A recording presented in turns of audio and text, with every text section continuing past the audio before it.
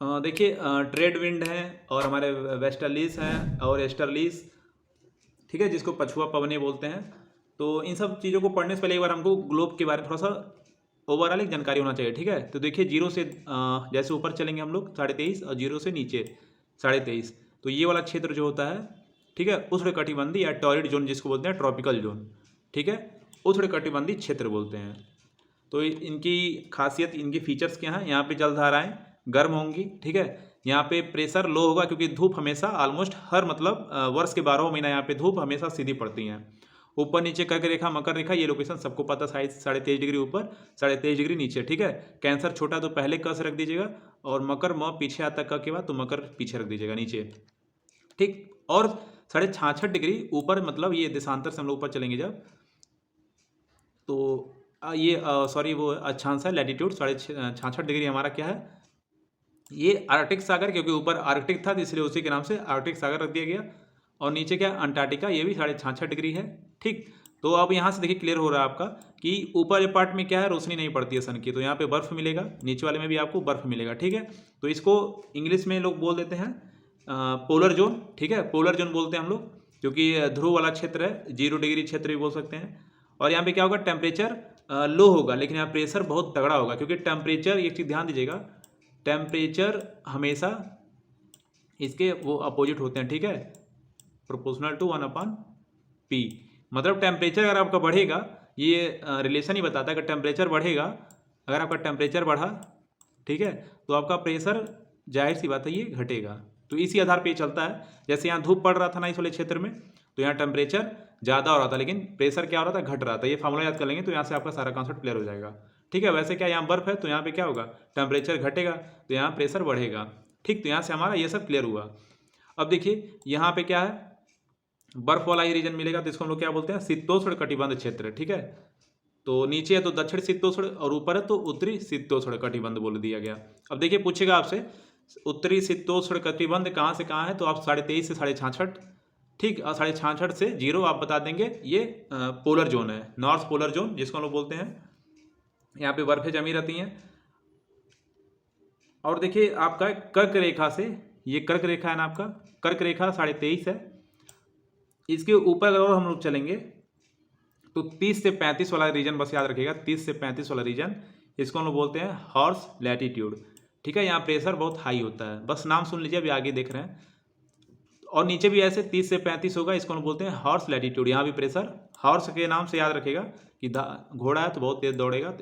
ये एक दो आपको एग्जाम्स याद करने पड़ेंगे, ठीक है। ये हाई प्रेशर वाले क्षेत्र हैं, क्योंकि पीछे बढ़ेंगे तो हाई प्रेशर ही मिलेगा आपको। तो ये हाई प्रेशर वाला एक बेल्ट है, तो एक बेल्ट ये याद कर लीजिए, एक बेल्ट ये वाला, ठीक है। तो ओवरऑल आपको यहाँ से कॉन्सेप्ट क्लियर हो गया।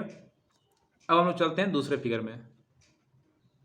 अब देखिए हम लोगों ने पढ़ वहाँ पे ओवरऑल जो डाटा था एक बेसिक, वहाँ से हम लोगों ने क्लियर किया, ठीक है। अब देखिए भूमध्य रेखा से 5 डिग्री ऊपर 5 डिग्री नीचे जब चलेंगे, इसको हम लोग बोलते हैं डोल ड्रम। बस नाम सुनते चलेगा और नोट डाउन आप लोग कर लीजिएगा अपना, ठीक है। ये डोल ड्रम वाला क्षेत्र है। और क्या नाम है, डोल ड्रम, ये शांत क्षेत्र है, इसी को हम लोग इंग्लिश में बोलते हैं ITCZ, ठीक है। ITCZ है,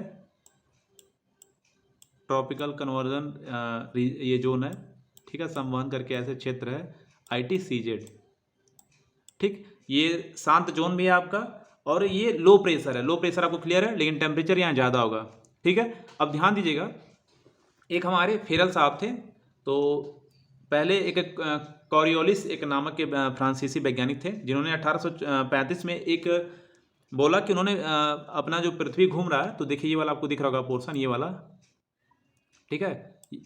तो एक इस पर फोर्स लगता है जिसको कॉरियोलिस फोर्स बोलते हैं। तो ये जो वैज्ञानिक थे इन्होंने बता के इनका जो भी था ओवरऑल कहानी खत्म हो गया था। तो फिर फेरल महोदय थे, इन्होंने क्या किया, इस फोर्स की मदद से इन्होंने ये सिद्ध कर दिया कि हाँ पृथ्वी पे ये फोर्स लगती हैं, जिनके वजह से इस पे क्या नाम है आपका, ट्रेड विंड उत्पन्न होती हैं, जो कैसे चलती हैं, जो ध्रुव से क्लॉकवाइज मतलब दाहिने साइड में चलती हैं, ठीक है। ध्रुव से आएंगी मतलब ये भूमध्य रेखा से आपका दाहिने, और एक नीचे वाला बायां, ठीक है। देखिए आपको यहाँ फिगर में दिख रहा होगा, तो एक ऊपर वाली क्या है, क्लॉकवाइज चलेंगी, ठीक है, नीचे वाली एंटी क्लॉक। यहाँ से क्लियर हुआ, मतलब नॉर्थ हेमिस्फीयर में क्लॉकवाइज चलेगी और साउथ हेमिस्फीयर में आपका एंटी क्लॉक, ओके। ये हमारे कौन थे, फेरल साहब ने बताया था। ठीक, तो आप हमेशा याद रखिएगा कि आपका जो ये वाला रीजन है, ये आपका क्या था, डोल्ड्रम था। ठीक, इसको ही शांत क्षेत्र बोलते हैं। और प्लस इसके मतलब 30 डिग्री ऊपर 30 डिग्री नीचे, मतलब अगर जाएं हम लोग ऐसे ऊपर और 30 डिग्री नीचे, तो ये क्षेत्र हमेशा आपको मतलब 12 महीना आपको गर्म मिलेंगे। इस क्षेत्र में 12 महीना गर्म मिलेंगे। और याद रखिएगा, जिस क्षेत्र में सूर्य की किरणें बराबर पड़ती हैं वहाँ पे वर्षा, पेड़ पौधे, जलीय जीव जंतु, एवरीथिंग, इकोसिस्टम, एनाकोंडा, ब्राजील का जंगल, कांगो, मतलब कुछ भी आप कह सकते हैं। जैसे इंडोनेशिया का एक उदाहरण है स्पाइसेस आइसलैंड। तो तमाम चीज़ आपको देखने को मिलेंगी। और यहाँ पे जो वर्षा होंगी वो संवहन प्रक्रिया द्वारा होंगे। ठीक है, कोई यहाँ पहाड़ से नहीं टकराएगा, यहाँ पे सीधे बादल इकट्ठा होंगे और बारिश होती रहेगी। ठीक, और एक रीजन और यहाँ समझिए कि हमेशा प्रेशर हाई टू लो की तरफ मूव करता है। ठीक है, हाई टू लो, प्रेशर हमेशा हाई प्रेशर से लो प्रेशर। जैसे आप एक बाल्टी पानी रखिए तो अभी प्रेशर इसका ज़्यादा है। ठीक है, इसको जब हम नीचे से गर्म करेंगे तो ये क्या होगा, हाई प्रेशर अब लो प्रेशर में कन्वर्ट होगा, यानी हाई टू लो मूव करना शुरू कर देगा। ठीक है, यही कॉन्सेप्ट था। ओके, अब हम लोग समझते हैं, थोड़ा सा छोटा एक फिगर और लेंगे। तो ठीक है, यहाँ से दिखा, देखिए छोटा सा नोट डाउन कर लीजिएगा डेटा, ये इंपॉर्टेंट डेटा है। देखिए 1835 में आपको पहले बता रखा है, फ्रांस के वैज्ञानिक थे जिन्होंने यहाँ पे कोरियोलिस, इनका नाम ही था, उसी पे प्रभाव बताया। ठीक है, ये बता के चले गए थे। और ये क्या बताते हैं, कोरियोलिस प्रभाव भूमध्य रेखा पे बहुत तेज होता है। ठीक है, यहाँ पे इस वाले रेखा पे। फिर फेरल साहब आए तो कोरियोलिस बल के साथ उन्होंने अध्ययन किया और ये सिद्ध कर दिया कि हाँ कोरियोलिस बल होता है। ठीक है, एक चीज़ ध्यान दीजिएगा, क्लॉक वाइज चलेंगे तो ट्रेड पवनें जो होती हैं वो इस डायरेक्शन में चलती हैं। ठीक है, एंटी क्लॉक वाइज, और साउथ हेमिस्फीयर में एंटी क्लॉक चलती हैं। ठीक है, दक्षिणी। फिर देखिए ये वाला पट्टी आपको बताया था हाई प्रेशर, आप मान लीजिएगा। ठीक है, ये पट्टी हमारा कैसा होता है, हाई प्रेशर होता है, जिसको 30 से 35 हम लोग बोलते हैं हॉर्स लैटिट्यूड। ओके, और थोड़ा सा आगे हम लोग बढ़ते हैं, बस पॉइंट आप सुनते जाइएगा।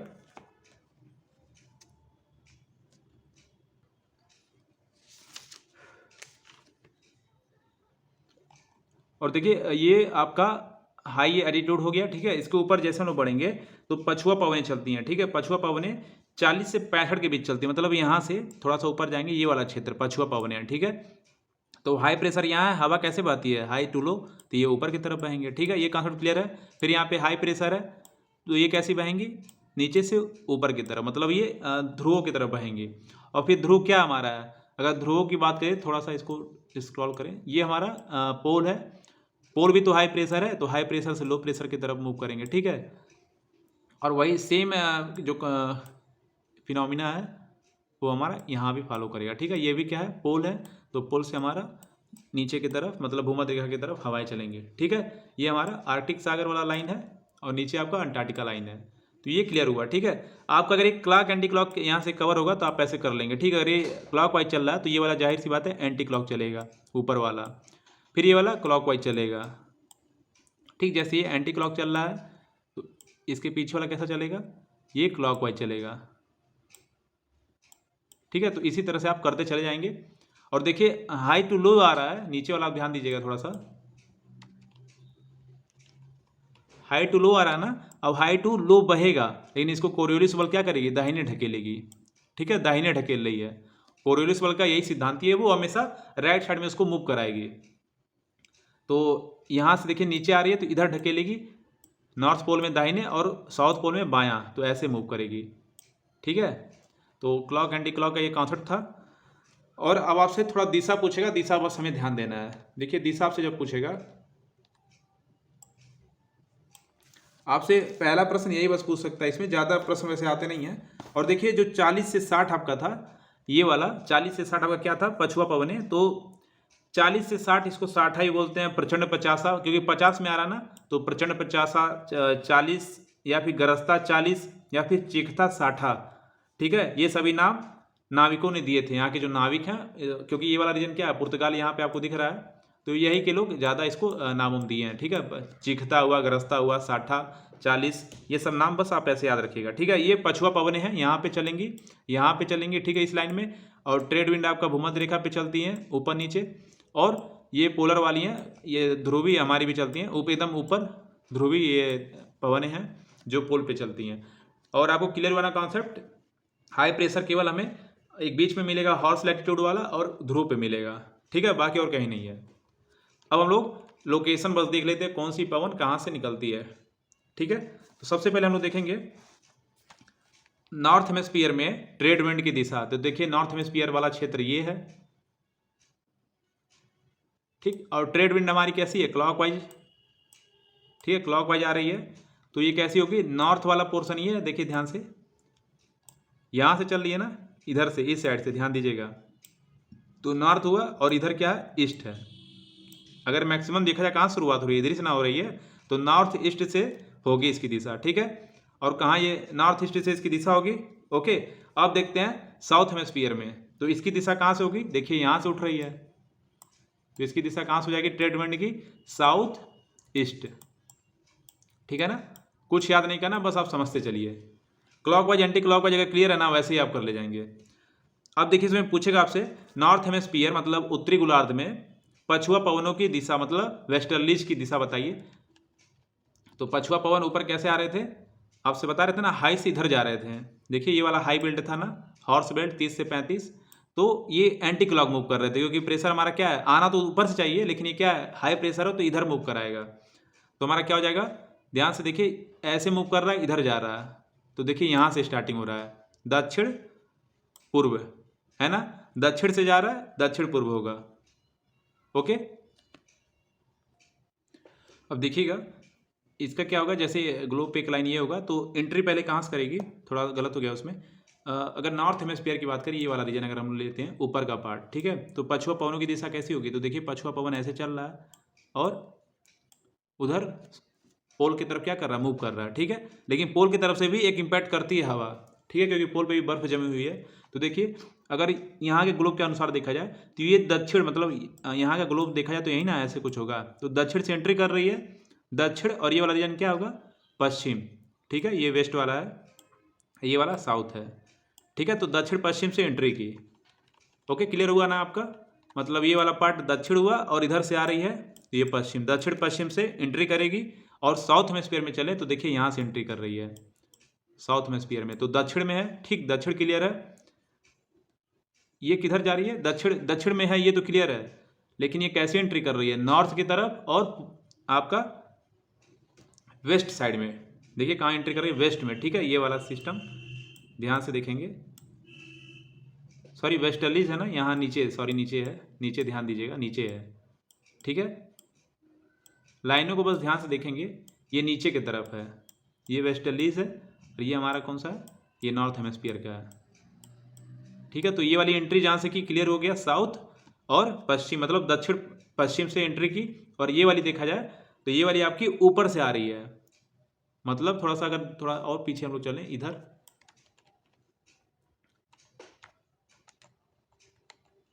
देखिए, अगर यहाँ पे हम लोग ग्लोब ऐसे करके देखा जाए, एक्स और वाई एक्सिस बना के, तो ये एंट्री ऐसे कर रही है ना, और फिर ये कहाँ निकलती है, इसकी दिशा एंट्री वाली देखिए निकलेगी कहाँ से, दक्षिण पूरब में, और दक्षिण पश्चिम से एंट्री कर रही है। क्लियर हुआ, और जस्ट इसके ऊपर एक बार और रिवीजन कर लेते हैं। अगर यही वाला हम लोग यहाँ पे लेते हैं, तो ये वाली कहाँ से एंट्री कर रही है, देखिए यहाँ से एंट्री कर रही है।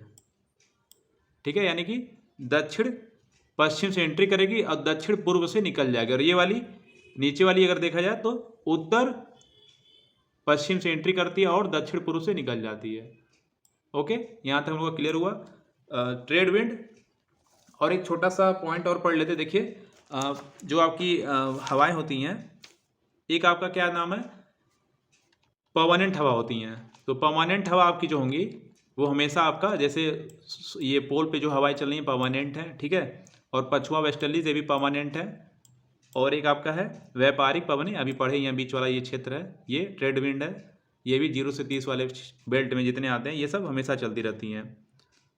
ओके, बस आपको डिग्री ये 0 से 30 याद कर लीजिएगा ये वाला। और यहाँ से 40 से 60 वाला क्षेत्र आपका वेस्टर्लीज वाला मतलब पछुआ पवनें हैं। इन्हीं को हम लोग पछुआ पवनें को ही बोलते हैं, गरजता 40, प्रचंड 50, चीखता। ठीक है, ध्रुवी आपको पता हो गया। और मौसमी अगर पवन पूछे तो ये क्या है, ये समय के परिवर्तन के साथ जिन पवनों की दिशा बदल जाती है मौसमी पवन कहते हैं। ठीक है, जैसे स्थल, और ये स्थल समीर और समुद्र समीर के हिसाब से चलते हैं। ठीक है, पानी जल्दी गर्म होता है, स्थल लेट से गर्म होता है, लेट से ठंडा होता है, याद रखिएगा। तो मौसम वाले क्या है, मौसमी पवनें बदलते रहते हैं समय के अनुसार।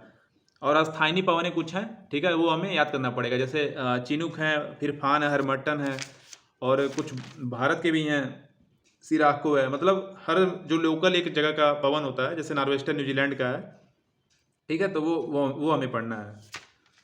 ठीक, तो हम लोग का फाइनली पवन यहाँ पे ख़त्म हुआ। बाकी नेक्स्ट वीडियो में हम लोग देखेंगे जो छोटे छोटे पॉइंट हैं सबका, वो हम लोग डिस्कस करेंगे।